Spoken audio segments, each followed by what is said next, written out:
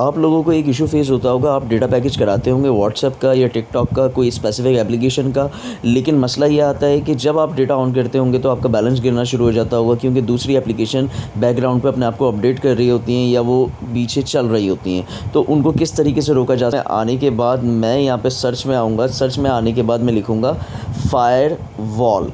ठीक है, ये देखें फर्स्ट नंबर पे आ रहा है फायरवॉल। मैंने क्लिक किया, क्लिक करने के बाद ये देखें फोर्थ नंबर पे जो एप्लीकेशन आ रही है फायरवॉल सिक्योरिटी, इसको क्लिक करके ये मैंने इंस्टॉल की हुई है, आप इंस्टॉल कर लीजिएगा।